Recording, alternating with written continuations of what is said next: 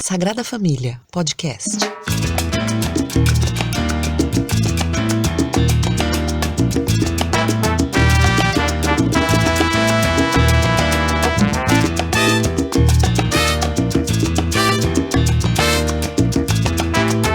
Amigos e amigas do podcast A Sagrada Família, hoje com um convidado muito especial para conversar com a gente, o professor Jomo Oliveira Campos.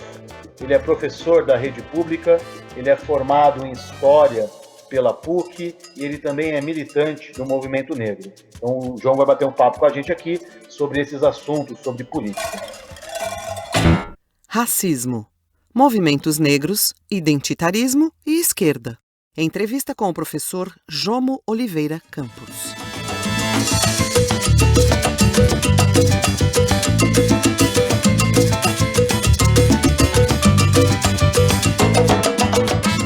Jomo, queria agradecer você pela presença e queria começar te perguntando, aquele caso em Porto Alegre, no Carrefour, tem uns grupos aí na internet tentando falar que não foi racismo, que não sei o quê. Como é que você analisa, avalia o que aconteceu e os desdobramentos, a reação da sociedade?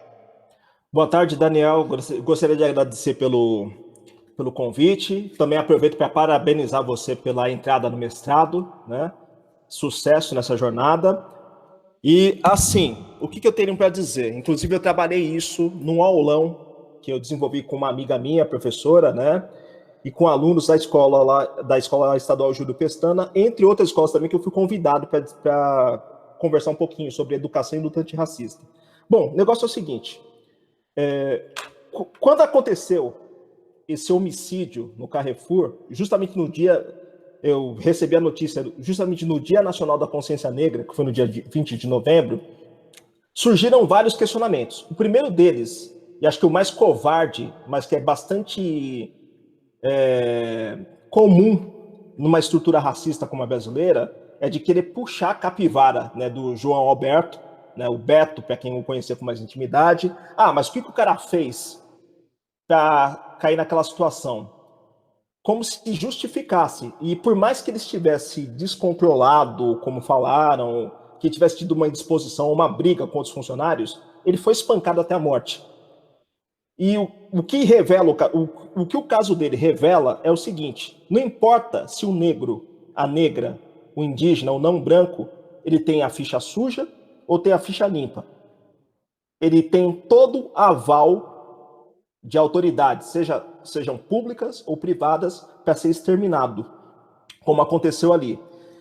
E, infelizmente, eu lembro inclusive do professor Silvio Almeida, na página 60 do livro, Racismo Estrutural, quando ele fala sobre a naturalização do racismo. Isso é uma coisa naturalizada na sociedade brasileira. O Carrefour já esteve envolvido em outros casos de violência. No começo desse ano, inclusive, uma outra pessoa tinha sido assassinada, E aí fica naquela, de às vezes oferecer uma indenização irrisória para a família da vítima, ou às vezes nem isso. Tem outras redes também que estão envolvidas nesse caso de abuso, de tortura e assassinato, E a gente tem que se perguntar como que eles vão responder em relação a isso. Exemplo, não sei se você viu no caso dos seguranças do supermercado Ricoh, os dois seguranças foram condenados a 10 anos de prisão. Beleza. Só que tem uma questão aí. O que aconteceu com os donos do supermercado? Os que contrataram a equipe de segurança e que também foram coniventes com outros atos de violência. Se não por eles, mas por outros. Então, o que acontece com os cartolas, com os acionistas, nessas situações? Então, não sei se eu se eu respondi de forma adequada, mas, infelizmente, o quadro que a gente tem no Brasil é um quadro de extermínio, é um quadro de genocídio da população negra. E, como diz a professora Sueli Carneiro, no Brasil, para quem acha que é apenas um problema de classe, no Brasil, raça sinaliza classe. Então, não é à toa que a população negra é alvo constante dessas violências. Ô, Jomo, eu não sou um conhecedor profundo do movimento negro fora do Brasil, nem no Brasil, mas eu tenho alguma noção básica, né? Hoje em dia, né, pensando onde está o movimento negro e para onde ele vai, né? A luta do movimento negro tem sido, por exemplo, em questões mais institucionais, defesa das cotas, contra a questão da intolerância religiosa. Qual tem sido as bandeiras hoje, né, do movimento negro no Brasil? Bom, assim, os movimentos negros, eles são diversos, né? Uma coisa que eu, inclusive, comentei numa última atividade é que para a gente não tratar tais movimentos como se fosse uma instituição. Então, tem aqueles ativistas e militantes dentro dos movimentos negros que estão na luta pela via institucional, na área jurídica, no aspecto legislativo, tá? Trabalhando com a questão da representatividade no sentido positivo, tá? Não é exatamente qualquer negro ou qualquer negra que sirva como modelo de representatividade, mas aí já uma outra questão mais complicada também. Então, nós estamos em diversos setores, em diversas esferas do que a gente chama aí de sociedade civil. E como eu costumo explicar, todos esses aspectos são importantes. Tem gente que defende aí, não, a gente tem que ir para a rua, para o chão da fábrica, a gente tem que se fazer presente nas quebradas, já estamos em todos esses meios. O que a gente tem que o que eu defendo é que nós devemos pegar todas as frentes de combate o possível. Não dá para a gente abandonar, por exemplo, totalmente a via institucional. Não dá para a gente, por exemplo, achar que a universidade, as universidades públicas, estaduais, as universidades federais, ou mesmo as privadas, não pertencem a nós, pertencem aos brancos, por exemplo, que a gente não deve estar nesses meios. Inclusive, tem aí alguns que se dizem ativistas, militantes, que acham que a gente não tem que estar nesses meios, né? Que a gente não tem que disputar vaga em universidade, não tem que disputar vaga na Câmara Legislativa e assim por diante. Eu acho que isso, estrategicamente, é um erro, né? Então... E, John, emendando um pouco com isso, né? Você chamou atenção que são movimentos negros, né? Não é uma coisa só, não é um único grupo, né? Das leituras que eu tenho, que são poucas, né, para te falar a verdade, eu vejo uma tendência mais liberal nas pessoas que eu leio, né? Mas o movimento negro, por exemplo, o marxismo, né? Como é que é essa relação do marxismo e movimentos negros? Comenta para a gente um pouquinho sobre isso. Olha, é uma discussão bastante espinhosa dentro dos movimentos negros. Vou te dar um exemplo. Você já ouviu falar do panafricanismo? Conceitualmente, inclusive eu te mando um material sobre isso que eu trabalhei já. O panafricanismo, ao contrário do que algumas pessoas defendem hoje, ou por desconhecimento ou por desonestidade intelectual, o panafricanismo é uma vertente política e ideológica diversa. Então você tem, principalmente na primeira metade do século XX, panafricanistas que são socialistas, que são comunistas, alguns se reivindicam como anarquistas, tá? Hoje está tendo uma polarização também. Tem aqueles que, por exemplo, dentro do panafricanismo, alguns inclusive da chamada linha afrocentricidade, que é uma vertente política e ideológica dentro do panafricanismo, alguns consideram que marxismo, que o ser de esquerda, o ser socialista e assim por diante, só é coisa de branco. Isso não pertence aos negros, aos africanos e seus descendentes. Que a gente tem que criar a nossa própria via, o nosso próprio espaço dentro dessa sociedade racista. Eu já defendo outra coisa. Eu defendo que, assim como nós devemos estar representados em todos os setores da sociedade, eu defendo que não é contraditório ou algo antagônico que um negro ativista, militante ou entusiasta, vou colocar dessa forma, ele se reivindique como panafricanista e marxista, por exemplo, tá? Mas essa disputa de narrativas está posta. Então, para aqueles que dizem, não sou nem de esquerda nem de direita. Tá, você não é nem de esquerda nem de direita. Essa ideologia, esse projeto de sociedade que você defende, ele é mais inclusivo ou excludente? Ele prevê a emancipação dos seres humanos, começando pelos negros, pelos afrodescendentes, pelos africanos, ou especificamente um grupo? Como que essas pessoas lidam com questões como, por exemplo, a luta de classes, ou para quem abomina o termo luta de classes, né, tem uma ojeriza ou coisa do tipo, qual que é o posicionamento político dessas pessoas nos momentos cabais. Greves de trabalhadores, organização sindical. Então, mais do que essas pessoas falam, essas que negam o marxismo, por exemplo, qual que é a praxis? Qual que é a ação dessas pessoas no cotidiano? Né?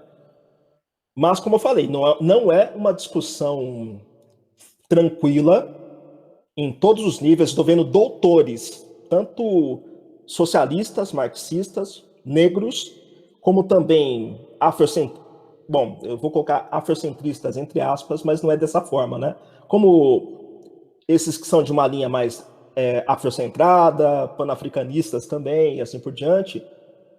Esse debate, ele não fecha, entendeu?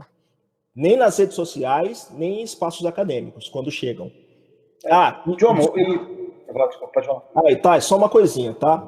Em relação, você comentou, né, falou sobre liberalismo, e aquela coisa, né, assim como o movimento negro não é em si uma instituição, os movimentos negros não são instituições, você também tem negros que pendem para esse lado, eu vou colocar entre aspas, liberal, né? Eu estava lendo há uns dias atrás Thomas Sowell, por exemplo. Se você digitar o nome do cara, você vai ver ele correlacionado com Milton Friedman, por exemplo, entre outros, Escola de Chicago e tal. E tem aí pessoas negras que também estão indo para essas vertentes, tá? Não é meu papel, por exemplo, dizer para qual caminho elas devem seguir.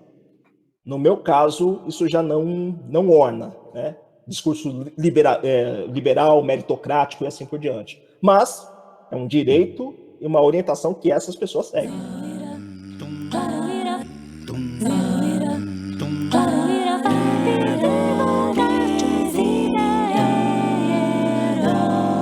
Sagrada Família. E, Jomo, pensando um pouco até na sua trajetória, você é um professor, né? Você é um intelectual, você estudou na PUC e leciona no ensino público, né? Como que é a sua relação com essa questão do racismo na academia, no meio universitário? Como é que você sentiu isso na pele? Como é que é ser um intelectual negro no Brasil hoje? Bom, eu lembro de um texto do Jones Manuel, de uns meses atrás, quando ele falou sobre isso, mas eu vou falar pela minha experiência. O sistema brasileiro, ele é um sistema racista, um sistema de ensino, eu falo. Então, quando você, enquanto homem negro, você está dentro desse sistema, seja na rede pública estadual, seja na rede privada, você vai ter que lidar com isso em maior ou menor dimensão. Eu vou dar um exemplo. Todas as atividades que eu fui convidado para participar no mês de novembro, boa parte das escolas, elas estavam começando esse trabalho de desenvolver ou de implementar uma educação antirracista. Estou falando aqui em São Paulo. Eu participei de atividades esse ano com professores aqui de São Paulo, do Rio de Janeiro, da Bahia, inclusive juristas, né? Então, qual que é o problema? Você tem, às vezes, professores que, de acordo com a sua formação política e acadêmica, eles acham que é importante combater o racismo dentro do sistema de ensino. Só que eu lembro de uma aula que eu participei com o Dr. Renato, da OAB de Campinas, da Comissão de Igualdade Racial de Campinas. Ele diz o seguinte: quando você tem numa faculdade ou numa escola um punhado de professores que se propõem a trabalhar isso não é estabelecimento de política pública. Quem tem que se responsabilizar também são os gestores, é o próprio Estado também, mas obviamente não dá para deixar essa luta, esse movimento, nas mãos do Estado e dos gestores. Senão, nós estamos ferrados, né? Então, menos mal que tem escolas que começaram, pelo menos, esse trabalho, né?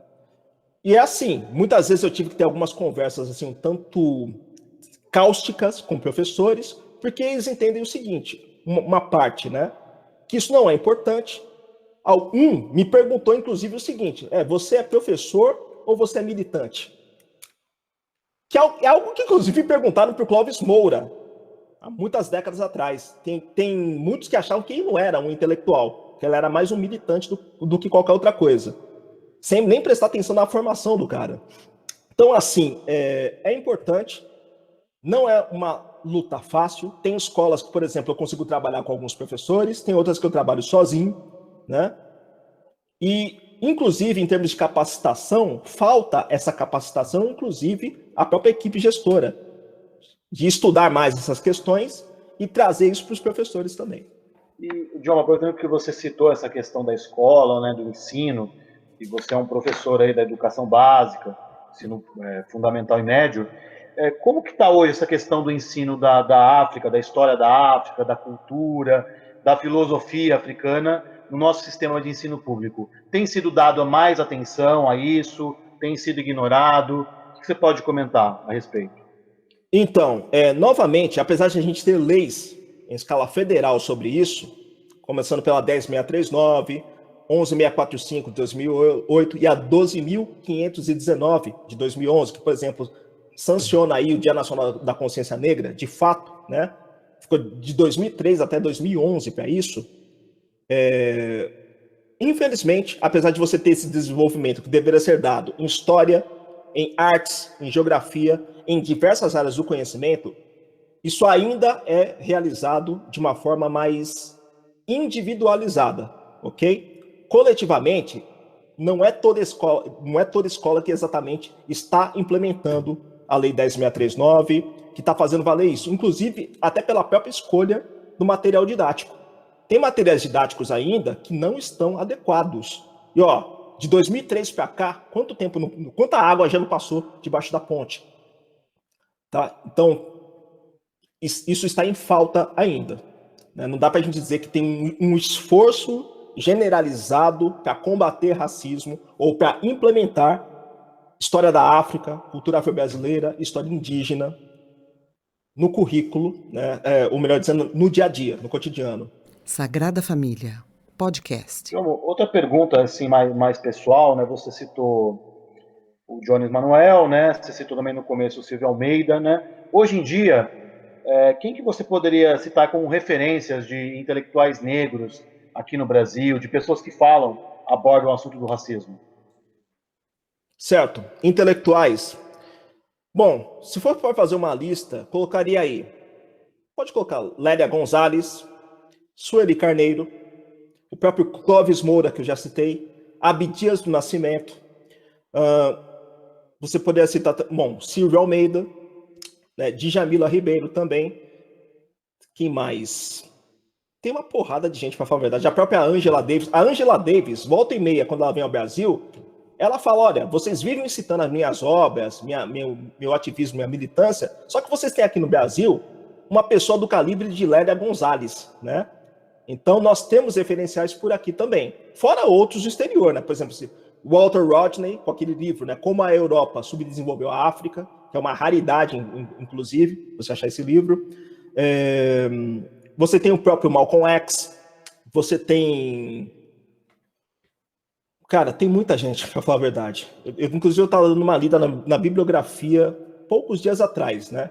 Então, referenciais, tanto no Brasil, na América Caribenha, como nos Estados Unidos, e do próprio continente africano, exemplo de Steve Biko, isso não falta para nós. Aqui no Brasil, o que eu percebo é o seguinte, existem intelectuais negros e negras que estão meio na mira, né? Por exemplo, a Djamila Ribeiro é uma figura que inclusive eu a conheço, né? É uma figura controversa dentro dos movimentos negros, mas eu acho que é uma figura necessária. Quando eu falo de intelectuais, ativistas, não é questão de eu gostar dos caras, né? Gostar ou desgostar. É ver que eles são necessários, pelo menos para mim, né? Essa é a rota que eu sigo. Você pensou em algum em particular? Não, eu lembrei, eu não conheço muito, né? Como eu te falei, a não ser essas figuras que estão mais na mídia, o Silvio Almeida, né? O Jones Manuel, a própria... Aí o Douglas Belchior também, que inclusive estudou comigo na PUC, né? Coalizão Negra por Direitos, que é onde está na ponta de lança agora, e fundador da Uniafro, né? Então eu já conheço aí, já faz o quê? Faz quase 17 anos. Inclusive ele tinha se candidatado há um tempo atrás a deputado federal e tal, mas não deu muito certo, né, no primeiro momento. Mas também é uma figura altamente combativa, né? E atuante dentro dos movimentos negros. E, John, pensando agora em termos de referência política, né, eu te fiz a pergunta sobre a visão liberal, né, o liberalismo dentro dos movimentos negros, e quem são as figuras que são referências para você, politicamente falando, né? Alguns nomes como, sei lá, Mandela, por exemplo. Quem que te inspira?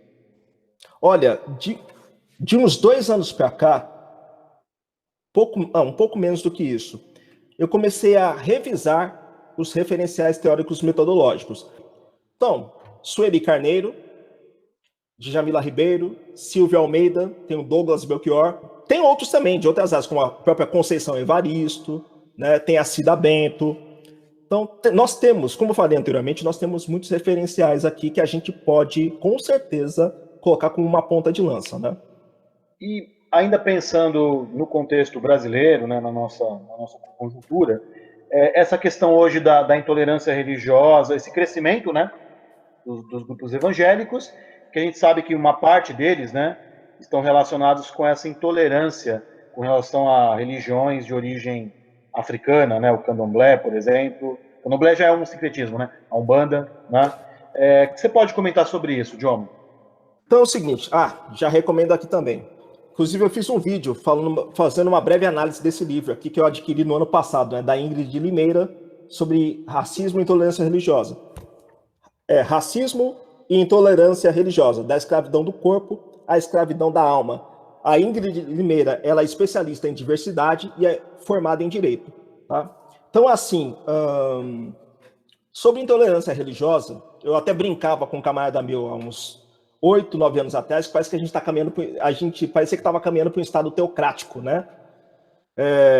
Hoje, a gente dá risada de nervoso. Então, eu estou vendo cada vez, de forma mais frequente, vários casos de terreiros no Rio de Janeiro, que têm sido envolvidos, inclusive, pelo tráfico, né? Traficantes que são convertidos aí ao neopentecostalismo, invadem terreiros, ameaçam a comunidade, botam tudo abaixo. Campinas, no ano passado, inclusive, alguns colegas relatando que os templos, né, os terreiros foram invadidos de madrugada, quebraram tudo, né? E, inclusive, pessoas que foram agredidas após os cultos, né? Após as celebrações. E, assim, isso já faz muito tempo que está generalizado, né? Eu lembro que na década de 70 tinha pai de santo que tinha pedido autorização em delegacia, né, para poder realizar os cultos, né? E quando a gente fala do ponto de vista do tempo histórico, da continuidade, isso parece que foi ontem, né?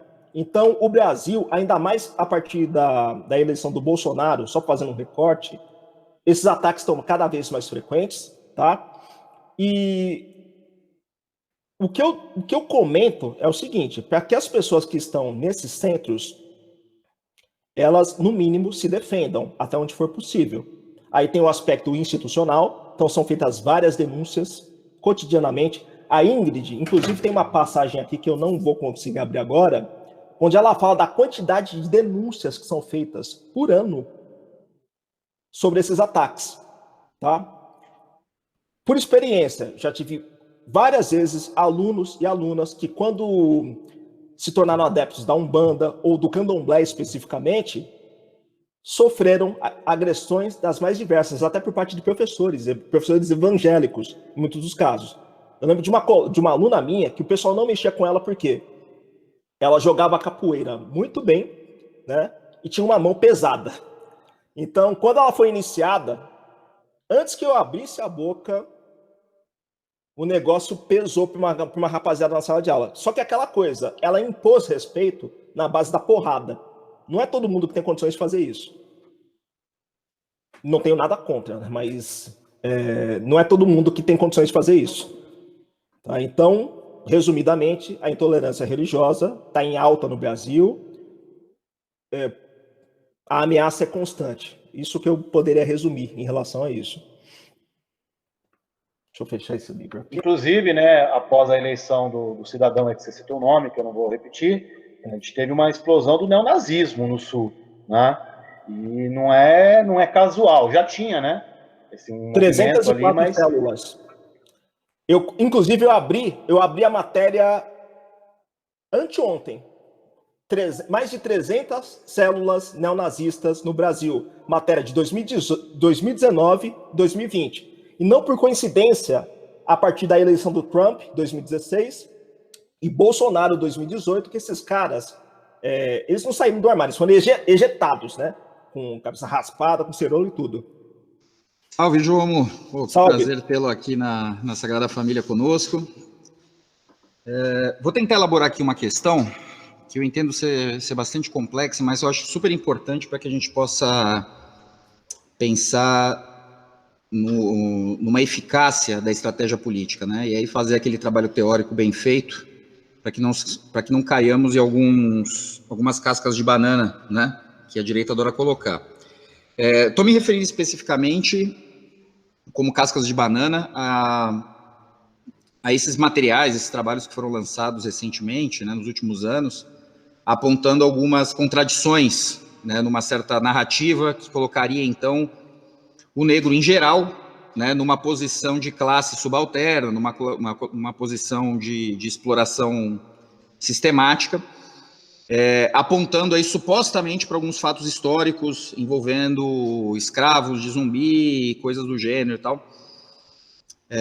Enfim, o que isso tem de seriedade histórica ou não, é claro que importa, mas politicamente é sempre muito problemático, né? Porque o tempo que se perde, aí a erosão que se causa, né, dentro de uma unidade política é gigantesca, e não é à toa que eles fazem isso. Estou dizendo isso pensando num outro fenômeno, né? Eu sou do candomblé, eu sou um ogã do candomblé confirmado, não sou um frequentador, né? Eu tenho a minha casa de candomblé, eu passei pelos ritos fundamentais e tal, e portanto eu posso, claro, né, sem valor estatístico, mas dizer que a adesão ao bolsonarismo na campanha de 2018 dentro dos candomblecistas foi extraordinária, né? Então, muitos adeptos do candomblé, pais de santo, etc., eles votaram no Bolsonaro com muita convicção, e foi muito difícil associar a figura do Bolsonaro a uma perseguição eventual dos terreiros, a todos esses processos que nós estamos discutindo aqui hoje.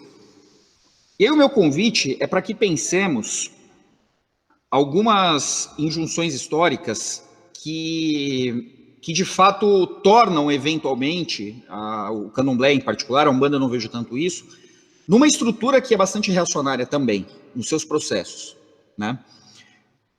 Vou me referir, por exemplo, a dois autores, né? O Renato Silveira e o Nicolau Parré, né? Que remontam as fundações dos primeiros terreiros de candomblé no século XIX na Bahia, indicando, né, segundo uma série de estudos históricos e tal, de que aquelas figuras que conseguiram organizar a espiritualidade africana aqui no Brasil eram figuras que tinham uma posição privilegiada econômica e politicamente dentro da Bahia, especificamente, ou seja, negros que passaram a classe dominante, seja como lacaios, ou seja como efetivamente proprietários, né? Muitos dos quais, de fato, possuíam um número elevado de escravos, né? Eu li um artigo essa semana, inclusive, por coincidência, não estava exatamente pensando na sua entrevista, mas o caso da fundação do terreiro do Olaqueto, né, cuja matriarca seria uma ex-escrava, o Tampeu Jarô, que era uma figura da família real da cidade de Quetu, em que ela, de maneira documentada no seu testamento, possuía 20 escravos, né? E era uma mulher rica em Salvador, comerciante, etc., né, tinha vínculos com o mercado de escravos e tudo mais. Estou citando isso para indicar o seguinte: existe, por exemplo, dentro do candomblé um tipo de culto que se faz, que reproduz uma venda de escravos, né, de pessoas iniciadas, né? Então chama-se pessoas da comunidade, isso até hoje, 2021, né? Chama-se pessoas, apresenta, a mãe de santo vai lá e fala, olha, ela é muito boa, ela lava bem, ela passa bem, etc. E o sujeito se torna uma espécie de padrinho, né? Um ritual que, quando eu presenciei, eu já tinha visto nos livros, né, especialmente nesse do Nicolau Parré, né, a formação do candomblé na Bahia, um belo trabalho, aliás, e não sabia que existia ainda, então quando eu presenciei isso me gerou espécie. Todo esse contexto, João, para enfatizar o seguinte, que eu acho super importante entendermos, em primeiro lugar, que dentro do capitalismo, tal como ele se estabeleceu aqui no Brasil, de fato há uma associação de classe pautada na etnia, né? Então a violência é sistemática, ela avança sobre a etnia, mas ela não deixa de ter um fundo de classe, e que ignorar o discurso de classe nos faz perder de vista que o próprio vínculo étnico não é suficiente para posicionar o sujeito dentro de uma perspectiva antirracista ou intolerante religiosamente, ou qualquer outra coisa que nós estejamos a denunciar, né? Então, acho e aí nesse processo a gente consegue, reconhecendo essas contradições, reconhecendo esses padrões de classe que se reproduziram mesmo dentro das comunidades negras, compreendemos a importância do reconhecimento da luta de classes, desses padrões que o capitalismo reproduz, e que possamos, ao mesmo tempo, desarmar essas cascas de banana da direita, né? Que tomam isso como se fosse um aspecto moral, né? E ocultam, ao mesmo tempo, a violência, que de maneira generalizada os negros sofreram aqui no Brasil, né? Os africanos e seus descendentes, ao mesmo tempo que esconde a verdade teórica de que, na verdade, toda essa violência ela é um próprio mecanismo interno, nacionalizado, tropicalizado, ou mesmo, a gente pode chamar talvez de atlântico, né? Que remonta, então, essa história da colonização europeia aqui na América do Sul e etc. Né? Então, eu queria que você comentasse um pouquinho esse aspecto. Você, como historiador, eu sou um filósofo, então os meus recursos são sempre parcos nessa direção, mas gostaria muito de escutá-lo a respeito. Eu acho que vocês já tocaram de leve nesse ponto, né, do identitarismo, etc., mas eu queria trazer especificamente essa estrutura monárquica, altamente conservadora, que existe dentro do candomblé, e em que medida que efetivamente ela pode se ajustar a uma pauta de esquerda, uma pauta revolucionária, uma pauta emancipatória, uma pauta democrática. Entendi? Esse é o meu ponto. Entendi. Bom, seguinte, em relação ao candomblé, eu já tinha ouvido sobre esses ritos, né, há algum tempo. Eu não sou candomblessista, eu não poderia falar sobre eles a partir dessa perspectiva. Por que esses ritos são reproduzidos ainda hoje e por quê? E como que eles entendem isso? Eu tive um referencial sobre em ciência da religião, isso em 2013, há muitos anos atrás. Então, eu não posso falar sobre isso na perspectiva do candomblé. Tá? Em termos históricos, a gente sabe que tem aí modelos de reprodução dentro do sistema escravista brasileiro, só que eu não posso dizer, por exemplo, como eu já vi inclusive em manuais ou textos revisionistas, que responsabilizam o próprio negro pelo trabalho escravo. Teve negros que reproduziram isso aqui, mas a gente não pode falar, por exemplo, Zumbi dos Palmares tinha escravos, né? Ou, inclusive, esse aspecto moral, né? Que é você, por exemplo, usar a orientação sexual do Zumbi dos Palmares para desqualificá-lo, como eu já li isso, inclusive. Né? Inclusive esses guias aí, como o do Leandro Narlock, entre outros, que inclusive alunos meus já trouxeram. Perguntou, professor, o que você acha desse guia politicamente incorreto aqui das Américas? Eu já tinha lido aquilo, entendeu? É embaçado. Então, sobre o candomblé e essa prática, essa reprodução do escravismo especificamente, eu não tenho muito o que falar sobre isso. Agora, eu concordo com você quando existe, inclusive conversando com outros candomblecistas, mais do que uma inclinação dentro do candomblé para esse aspecto da direita, inclusive o embranquecimento do candomblé. Porque tem muitos brancos entrando dentro do candomblé.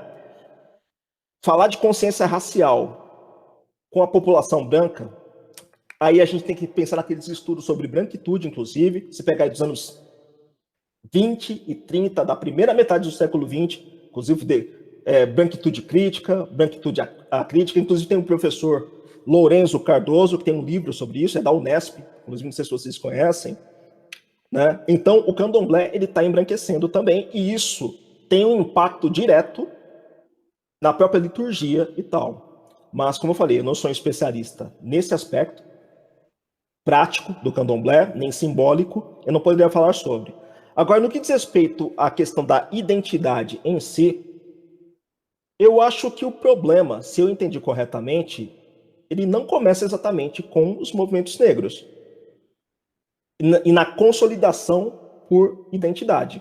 Eu penso que existe um movimento na história em que a população negra no Brasil, antes de falar de qualquer outro país, precisou sim pensar na sua própria identidade dentro da história do Brasil, em criar meios de nós nos valorizarmos e nos representarmos. O que ocorre é que a forma como isso é colocado em prática, quando a gente tem, por exemplo, dentro das esquerdas, um racismo também que é acachapante, tá? Tem ativistas, tem militantes de esquerda, brancos, que são racistas e não enxergam que são racistas. Inclusive, eu já tive vários problemas recentemente com esse tipo de pessoa, é aquela coisa, né? Pontuam o chamado identitarismo, porém não refletem no próprio racismo. Então, quando você tem grupos dentro dos movimentos negros que se fecham, tem um motivo para isso. Eu não vou justificar, mas tem um motivo para isso também. Né? Por que tem, por exemplo, ativistas e políticos negros que não fecham com partidos ou lideranças dentro da esquerda, enquanto político? Agora, em 2020, que o TSE decidiu que a verba distribuída para os candidatos deveria ser de forma equitativa. Deveria valer em 2020, mas só vai ser para as próximas eleições, de fato. Né? Então, eu colocaria isso. Qual tem sido o papel dessas esquerdas embranquecidas, eurocêntricas, em relação ao negro, nessa sociedade de classes? Porque, da minha parte, honestamente, eu tenho me voltado mais para ativistas políticos, militantes negros de esquerda, ou que ainda que não reivindiquem a esquerda, mas que pelo menos eles deem a essa questão racial no Brasil a dimensão que nós achamos que deve ser dada, sem depender especificamente de um partido político de esquerda, ou de um ativista político, ou de algum militante. Quando o pessoal diz nós por nós, eu entendo que essa frase, esse slogan, ele tem os seus limites, mas eu entendo perfeitamente por que nós, em determinados momentos, nós afirmamos isso. Então, não estou dizendo que é o seu caso em particular, mas eu ouço muito, de uns anos para cá, dizendo que os ativistas militantes dentro do movimento negro são sectários, ou então são pós-modernos. Eu já fui chamado disso várias vezes, inclusive, né? Só que essas pessoas que dizem essas coisas são racistas. Ou então, pior, porque quando são pessoas negras que reproduzem essa fala, eu acho que está faltando aí um letramento racial. Porque o cara que diz que a gente lutar pela nossa identidade é diferente de ser identitarista. Aquela identidade que é higienizada, que é dissociada do contexto político, econômico, concretamente. Então, tem um aspecto que é geral, mas tem um aspecto que é específico. Então, são essas questões aí. Aí você fica naquela, né? Por exemplo, por que eu estou lidando com pessoas negras, principalmente em redes sociais, que tem uma forte desconfiança em relação à militância de esquerda? Porque, olha, o que eu recebo de brancos de esquerda também vem de negros dentro dos movimentos. Mas você está se colocando aí dentro da esquerda, enquanto campo político, isso é coisa de branco. Isso não foi feito para nós, nem por nós, né? Eu tenho esse discurso também com esse tipo de ativista que eu tenho que lidar também. Só que é aquela coisa, esse cara que diz que a esquerda não serve enquanto campo político, muitas vezes está nas comunidades, fazendo trabalho de base, está visitando presídios. É um trabalho que pode ser dito assistencialista? A gente pode até dizer que sim. Mas qual que é o branco de esquerda, por exemplo, que vai fazer esse trabalho também? Tá? Então, sem querer divagar muito, eu tenho uma certa ressalva em relação ao uso do termo identitarismo quando se refere aos movimentos negros no Brasil. Eu entendo que tem a identidade, tem o identitarismo, mas não dá para jogar todos nós dentro desse mesmo balaio. E ainda que isso aconteça, repito, tem um motivo para isso também, né? Eu estava, inclusive, lembrando do livro do Gessé Souza, né? A Elite do Atraso, quando ele fala sobre as formações das classes no Brasil e, inclusive, das próprias esquerdas no Brasil, né? Que sofrem muito, inclusive, desse viralatismo, desse jeito de ser colonizado, no que diz respeito a pautar as nossas condições. Não lembro que página que está, acho que deve estar na página 64, alguma coisa assim. Não sei se eu respondi a questão de forma adequada, mas... Enfim, é que isso me traz muitos questionamentos também, pelo meu relacionamento com certos indivíduos e grupos dentro da esquerda. E por que eu rachei com tantos também?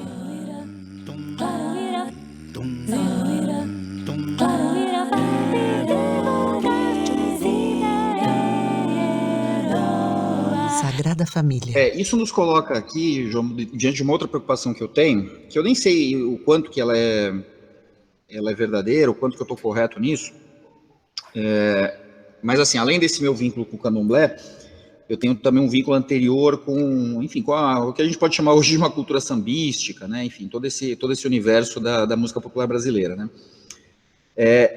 E alguma coisa que eu sempre interpretei como uma espécie de ethos da negritude brasileira é justamente essa não observância a esses aspectos étnicos, por mais que isso possa ser interpretado como talvez uma posição de enfraquecimento político, né? E aí vem essa necessidade de afirmação da identidade, eu acho isso tudo muito importante, mas por um outro lado,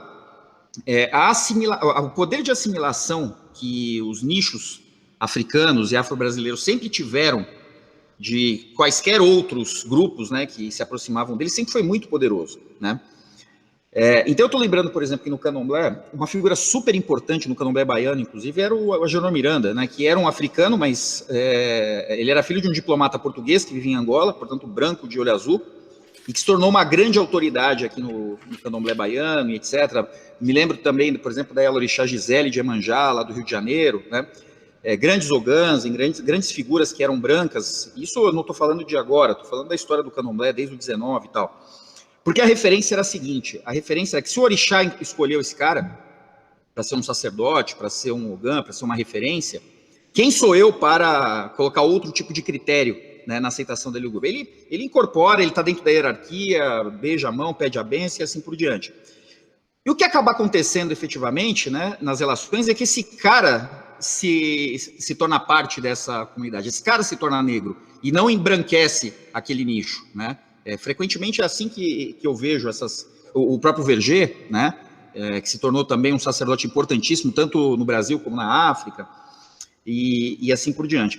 E eu recentemente vi uma situação num dos grupos que eu participo, né, de epistemologia africana, etc., em que haveria uma palestra em que estava lá um intelectual da UERJ, negro, uma outra intelectual também de terreiro, e uma EQUED de um terreiro importantíssimo no Rio de Janeiro, que é o terreiro da falecida Mãe Beata de Iemanjá, uma senhora importante dentro do terreiro, que foi confirmada pela Mãe Beata, negra, etc., neta de escravos, tapa, e ela foi preterida nesse debate por ser branca, né? Um debate sobre intolerância religiosa. Então, são essas as fronteiras que começaram a aparecer nos últimos anos, que eu entendo que são talvez um problema político importante para nós, né? Porque, novamente, né, que lugar resta para essa mulher que tem 30 anos dentro de um terreiro de candomblé, que dedica a sua vida a isso, conhece fundamento, né, enfim, conviveu com uma Yalorixá importante e agora é preterida porque na sua pele está expressa talvez um outro conjunto de relações, né? Enfim, não quero cair no fetiche reacionário de racismo invertido, né? Mas eu acho que nós temos que evoluir politicamente para outras referências. Eu acho que a afirmação dessa identidade é muito importante. No entanto, ela é mais dialética do que parece, né? E aí, claro, quando eu falo mais dialética, no sentido de não substancializarmos no tempo algum tipo de referência política. É verdade que o marxismo é alemão, é europeu, etc, etc, etc.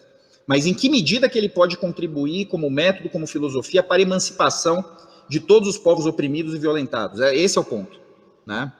Então, e aí eu lembro aqui de uma frase do Lenin que eu li numa escultura que tem lá na frente do Bolshoi, que diz o seguinte: a força do marxismo consiste no seu poder científico, né? Eu tenho muito receio com a ideia de que se estivermos teoricamente equivocados, nós também nos enfraquecemos politicamente, né? Por isso essa minha chamada aí para um estudo consistente de história, verificarmos efetivamente quais são as estruturas reacionárias, né? E incorporarmos elementos que de fato possam nos unir e potencializar numa direção emancipatória, democrática, revolucionária,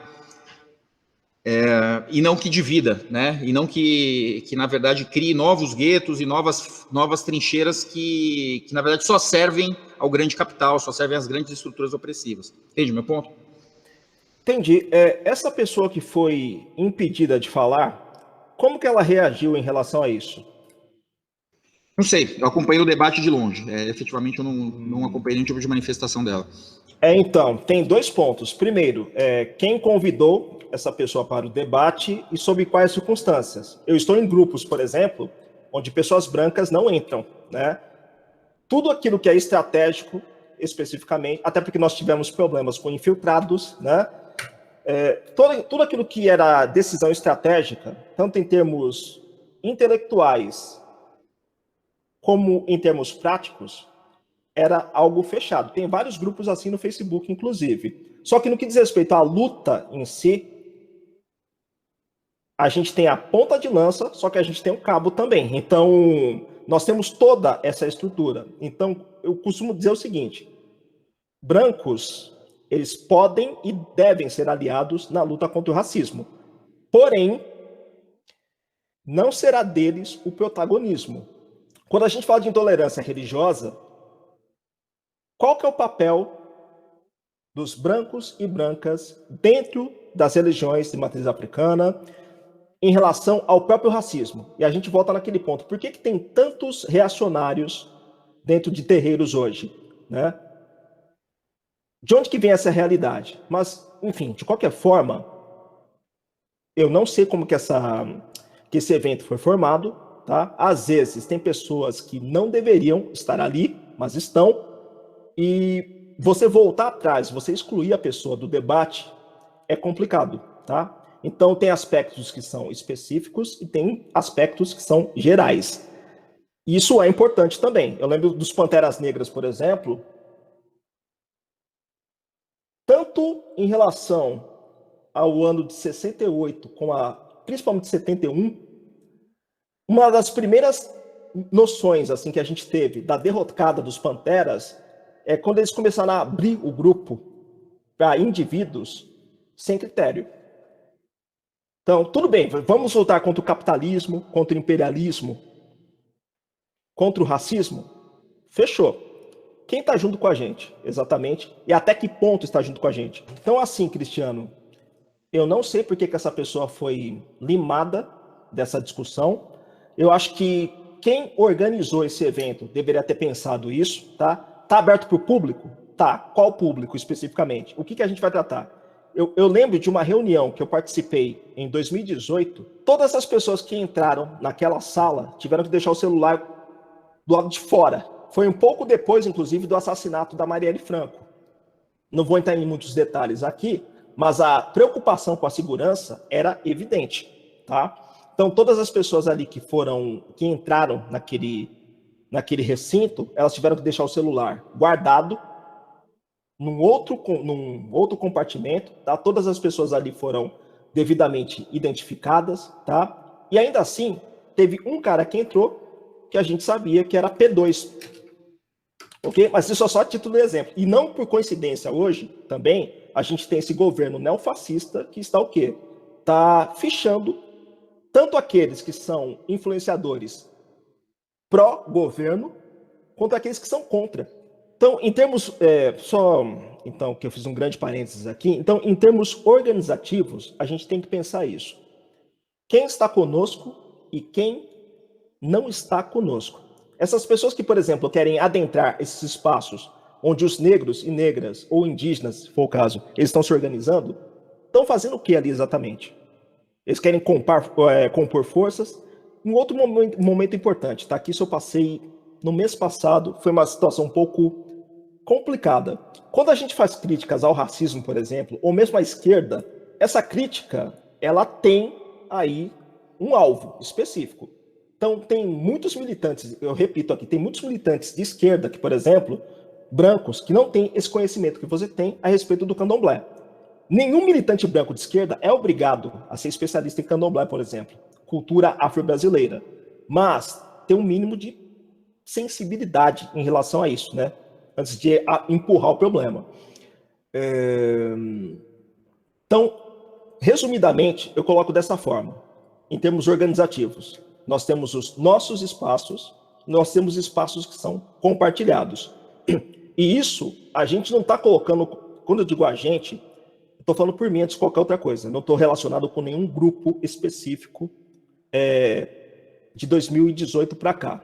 Mas nós temos nossos espaços de organização, inclusive de cura, né? Nós temos espaços que são coletivos. E isso não é uma questão que a gente está jogando para um debate. É assim que está funcionando, ok? Então, na hora da luta, quem está conosco está, quem não está conosco não está. E é assim que tem funcionado, né? Não sei se agrada a um certo setor dentro da direita e da extrema-direita, não tem nem o que esperar mesmo. Mas é assim que as coisas estão sendo feitas. Tem coisas que a gente não joga na internet, não joga em grupo, a gente não fica falando assim a todo momento, não. Tem funcionado dessa forma. Sagrada Família, podcast. Então, João, o que eu vejo, assim, eu acho que tem algumas camadas aí, né? Pensando, por exemplo, nesse critério como um critério importante, eu acho que, por exemplo, o Sérgio Camargo seria muito mais facilmente aceito num grupo como esse do que eu, né? E eu acho isso extremamente perigoso politicamente para os movimentos, né? E lamento profundamente, porque eu sou efetivamente um aliado, né? Então, a questão que o Sérgio Camargo aqui, só para esclarecer os ouvintes, né, eu estou me referindo ao atual presidente da Fundação Palmares, que é um dos indivíduos mais perigosos e que está aí na prioridade, né, das trincheiras de combate. Eu não sei exatamente qual foi a manifestação naquela EQED, mas eu sei qual foi a minha, né, porque eu travei um debate ali. A minha foi a seguinte, olha, quando nós pensamos em racismo religioso, né, sem querer também fazer uma simplificação exagerada, qual que é a diferença de você ser um branco umbandista, um branco candomblessista e um branco budista? Né? O branco candomblessista, ele sofre uma pecha e uma cadeia de preconceitos que, obviamente, deriva do racismo. Né? Então, aquilo chega para ele, não sei se da mesma forma, provavelmente de maneira mais atenuada, com outras mediações, mas chega, efetivamente, né? E se nós estamos pensando numa perspectiva religiosa, e aquilo era um grupo de sacerdotes, né, que estavam sendo representados, remontando de novo, a Gisele de Iemanjá, a Genor Miranda, a Pierre Verger, etc., etc., etc., a perspectiva histórica da africanidade no Brasil é de que, se o orixá reconheceu, quem sou eu para não admitir, ou alguma coisa nesse sentido. Então, assim, eu como Ogan, se a Yansan da minha mãe de santo vem quando eu toco o atabaque, se o orixá não olha para minha pele, quem é você para olhar? Né? Então, dentro dessa perspectiva, que eu enxergo que essa africanidade que eu sempre reconheci dentro do samba, dentro do candomblé, dentro da Umbanda e etc., que tinha um poder de assimilação do não negro, as suas estruturas formidável, que tem um potencial de canalização da luta num sentido de uma universalização. Porque a questão fundamental de um movimento político não é o quanto ele consegue efetivamente resistir a questões pontuais, é o quanto que ele consegue se universalizar para derrotar um inimigo gigantesco. Não é? Esse é o ponto fundamental. Então, quando você fecha essa sua fala dizendo, olha, não sei se isso agrada, isso é uma questão, mas eu colocaria uma outra.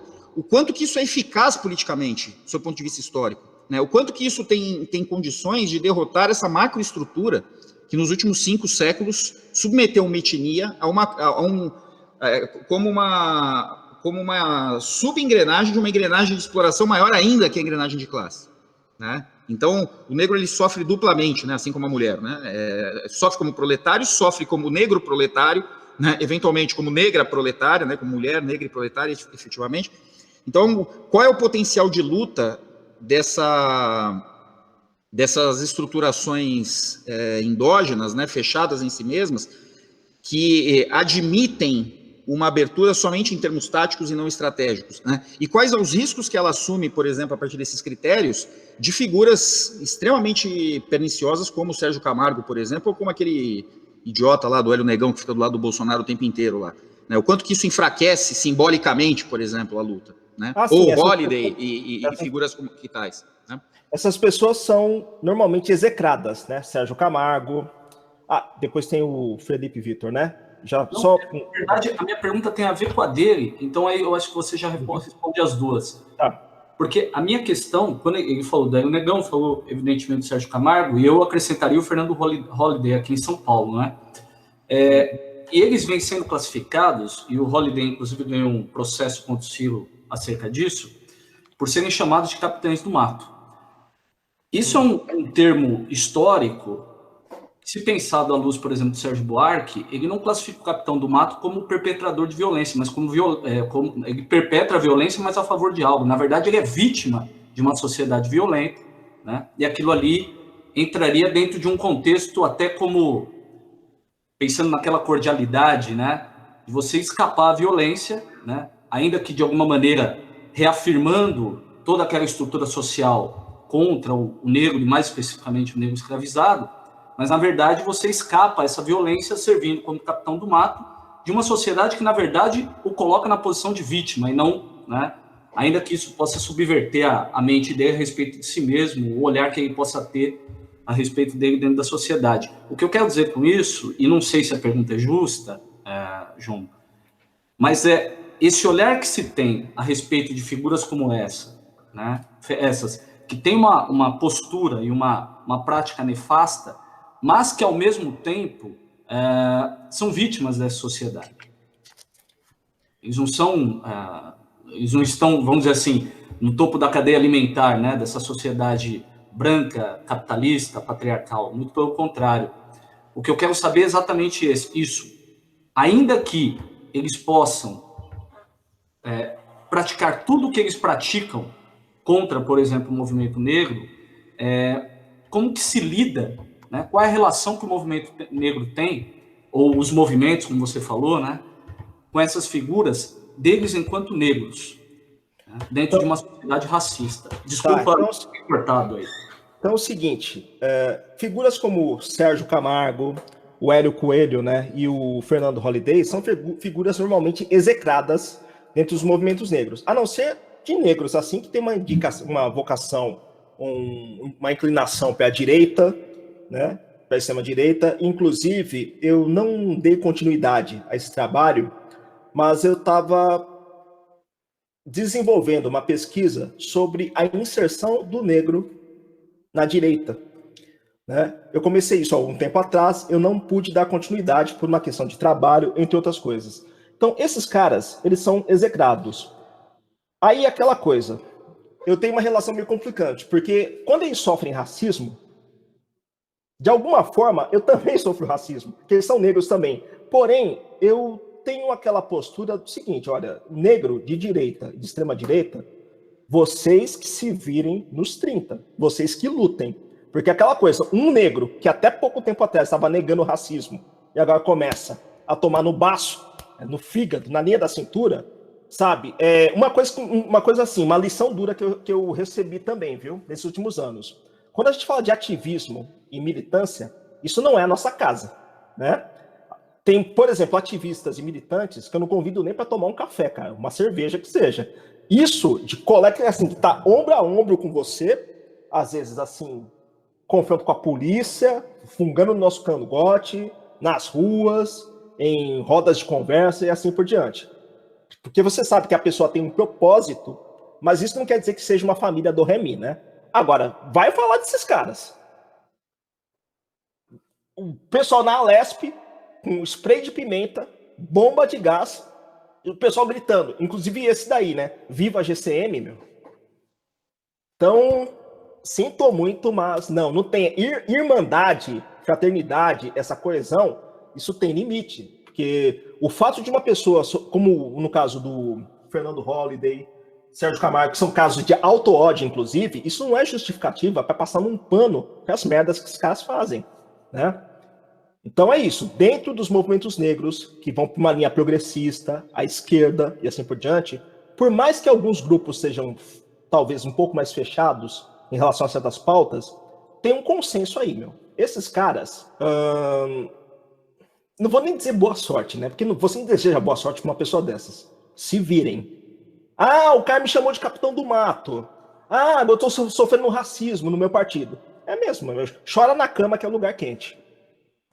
É assim, né? Então, é isso, tá? Felipe, Cristiano também, Daniel, em relação ao que o Felipe perguntou agora. Apesar de haver aí alguma ideia de coesão também, de estratégias e táticas que nós traçamos em determinados grupos, sobre determinadas circunstâncias, não é todo negro... tá até na música dos Racionais, né? Nem todo preto é meu irmão, nem todo branco é meu inimigo, né? Então, é isso. É o que o cara está colocando na prática. A gente pode não falar da mesma forma, a gente pode não ter o mesmo referencial político, metodológico, mas tem pontos de convergência que nós temos e que isso deve ser levado em consideração. Não no caso desses, né? Desses aí que eu anotei aqui, porque volta e meia eu estou em grupos onde a gente está sempre só, que nem a do Sérgio Camargo, a última, né? Que excluiu mais 27 nomes da lista da Fundação Palmares. Eu diria, sob essa circunstância, que é uma honra você ter o seu nome excluído dali. Zezé Mota, acho que a Elza Soares também foi, não lembro, mas tem uma lista grande aí. Toda semana tem uma dança das cadeiras, né? Não tem como. E ainda mais pensando no pai e no irmão dele, né? No senhor Oswaldo Camargo e tal, e no irmão, que tem uma trajetória política e fantástica também tal, é complicado, mas está posto. Ó, exemplo, eu tenho alunos negros e negras que têm um posicionamento de direita. Mesmo você explicando a diferença entre esquerda e direita, em termos históricos, pensando nas condições do Brasil, aquela coisa toda, não, meu professor, meu campo é esse aqui. Inclusive, eu lembro de um que dizia que o propósito dele, por exemplo, era entrar para a polícia, para que quando eu estivesse de um lado na manifestação, ele estivesse do outro dando porrada na gente, entendeu? Nos professores. Isso com um sorriso daqui até aqui, né? Ufa! Ele escolheu a trincheira dele, eu tô na minha. É isso que acontece, né? Pensando nesses casos todos, nessas histórias todas aí. Não dá, cara. Se vocês soltaram 3 bombas aqui, meu. Sérgio Camargo, Hélio Bolsonaro e Fernando Holliday. Menos mal que não são exatamente uma maioria dentro dos negros e negras. Tem a direita, tá se expandindo, sim. Tá tendo um avanço aí dessa onda neofascista, reacionária, mas a gente tem uma forma de limar esses caras também. Porque não é só sobre a gente que recai, né? Por exemplo, um negro que está em posição de destaque e que apoia algo como, por exemplo, a reforma trabalhista, que está nessa posição de poder, fazendo o discurso da direita, né, da branquitude, e chega nessa posição a ponto de fazer aprovar uma reforma trabalhista, uma reforma da Previdência, etc., não tem como você colocar esse cara no mesmo lugar que você. Apesar do racismo, né, que recai sobre nós, inclusive sobre eles. Enfim, só processando aqui algumas coisas, mas é osso também. Sagrada Família, podcast. Levantar só uma última questão da minha parte, na verdade diz respeito ao nosso métier, né? Ao nosso, diante de tantas frentes e trincheiras, né? Nós temos a sala de aula, né? A nossa zona de combate, né? E você citou uma situação bem interessante, João, que é desse aluno negro que eventualmente opta, né, por um campo de atuação política, né? Aqui não estamos entrando no mérito propriamente das razões que o levaram a isso, né? Isso aí demandaria talvez um outro podcast, né? A minha questão justamente e aí numa perspectiva mais ampla, como você tem atuado, você, né, sendo um professor de história negro, militante, mas dentro de sala de aula, com essa urgência de se trazer a cultura afro-brasileira para dentro da sala de aula, ao mesmo tempo com uma perspectiva de promoção de uma sociedade mais democrática, com uma perspectiva revolucionária e transformação, diante desse cenário, né, de ascensão da direita, não apenas entre os seus alunos negros, mas entre uma grande parcela de alunos brancos também. Como tem sido essa tua atuação? Acho que para muitos professores que nos acompanham, inclusive para mim, é um depoimento legal. Então, assim, eu estou no magistério há aproximadamente 18 anos, né, de rede pública são 15. Lembrando que eu não estou falando aqui pela rede pública em si, inclusive eu recebi algumas orientações em relação a isso, né? Porque às vezes você está lá em alguns espaços, aí você começa a cacetar, só que você é funcionário público também, faz parte dessa administração, isso pode trazer algumas complicações. Então, deixo bem claro aqui que eu não falo enquanto um representante do Estado ou coisa do tipo, isso é impossível, até pelas pautas que estão sendo apresentadas, mas o negócio é o seguinte, como eu falei há um tempo atrás, não dá para você esperar um esforço do Estado, das diretorias de ensino, e não é que não haja pessoas com boas intenções, pessoas que não querem, mas não dá para você esperar. Então, a partir do momento em que você começa a estudar, a se capacitar, e você vê que essas questões são importantes, você leva isso para a sala de aula. Tem assuntos, por exemplo, que eu trabalhei ao longo do ano, apesar da pandemia, que não estão no livro didático deles, mas a gente pega as BNCC, a gente pega os parâmetros para uma educação antirracista, isso está para além do aspecto da educação naquela sala fechada. Isso é um projeto de sociedade, que nenhum governo esgota isso, nenhuma rede de ensino esgota. Então, levar essas discussões para os meus alunos, inclusive eu tive umas devolutivas muito boas, foi importante, e inclusive muitos deles sentem falta disso. Pô, eu gostaria de ter trabalhado, principalmente os que estão no terceiro colegial. Pô, eu queria ter estudado mais sobre isso, queria que tivessem falado mais sobre essas questões, um debate sobre o que é esquerda, o que é direita, o que é a importância da luta antirracista, a importância da representatividade, sabe? E assim por diante. Então, dentro das minhas condições, eu faço o que eu fui preparado, ou o que eu estou me preparando para fazer. Se eu tenho aliados, se eu tenho professores que também têm essa propensão, a gente trabalha junto. Se não, eu não posso esperar, assim, cair no meu colo, né? Então, é aquele ditado, na falta de tu, vai tu mesmo, né? Mete o pé. Eu acho que é isso, é assim que eu penso.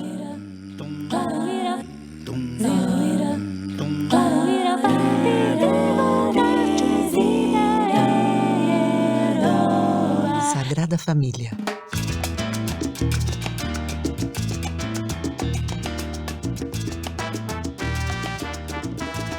Então, para a gente encerrar, a gente falou da questão do Brasil, né, do contexto brasileiro, e pensando agora um pouquinho nos Estados Unidos, né, que vem já essa questão aí dos vidas negras importam, todo esse movimento, e a eleição do Joe Biden, né? Não sei se é fraudado ou não, mas consta que ele ganhou, né? E isso, o que muda, na sua opinião? Isso é melhor Biden do que Trump, o movimento negro, a questão da resistência? Eu estava lendo na Folha, inclusive, um autor que falava que ele acha que vai ser pior, né? Que o Biden vai vir com porrada e bomba em cima da esquerda, incluindo o movimento negro, né? Comenta sobre isso, por favor. Seguinte, não, isso não é algo necessariamente positivo para os movimentos negros, tanto lá, porque eu converso com pessoas que estão nos Estados Unidos, inclusive, já moram lá há algum tempo, quanto para cá. Então, às vezes o pessoal pensa, né, foi eleito Joe Biden e a Kamala Harris. Bom, tem gente que pensa que o Partido Democrático, por exemplo, é de esquerda, né, e é embaçado pra caramba isso. Mas, a Kamala Harris, ela foi a primeira vice-presidente negra na história dos Estados Unidos. Legal, só que qual foi o papel dela à frente do sistema de justiça? Houve recorde de encarceramento durante o período que ela esteve em exercício, né? Então a gente tem que pensar nisso. Então, sobre a perspectiva dos movimentos negros, inclusive na própria gestão do Obama, que é assim, apesar daquele discurso, né, que é uma pessoa razoável, uma pessoa afável e tal, durante o regime dele também, durante o governo dele, as condições de vida dos negros estadunidenses não necessariamente saltou para melhor, né? Então, eu não vejo que a eleição do Joe Biden e da Kamala Harris vai ser excelente, tanto para os negros ou para a população estadunidense no geral, lá, ou para nós aqui, ainda mais com essas figuras que a gente tem aí no governo federal, né? Eu acho que a gente tem que se preparar porque, no final das contas, o presidente dos Estados Unidos é o presidente dos Estados Unidos, independentemente de quem seja, né? Então, eu não fico pulando de alegria com todo e qualquer tipo de movimento que, por exemplo, acontece por lá, a exemplo dessa eleição. Foi os candidatos menos piores, por assim dizer. Isso, eu estou falando para vocês aqui, mas conversando com pessoas de lá, inclusive, que estavam ativamente trabalhando nas eleições. Inclusive, uns que chamaram voto nulo, né, em 2016, agora estavam praticamente virando cabo eleitoral, né? Porque o negócio estava, mais 4 anos de Trump, mano, ia ser complicado. Então é isso. Para nós aqui, não vai fazer muita diferença, não.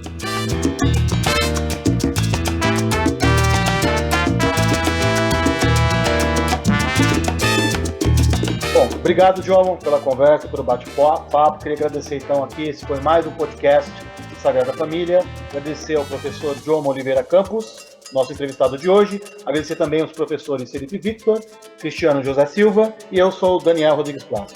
Obrigado. Muito obrigado.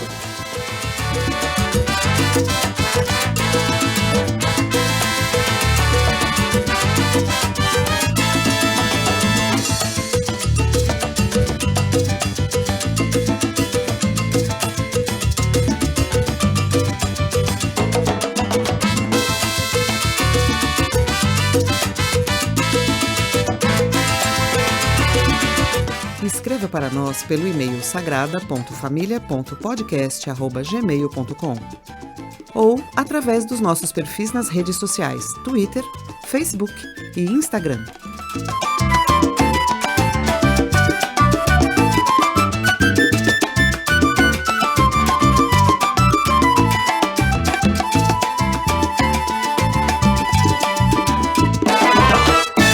Sagrada Família, podcast.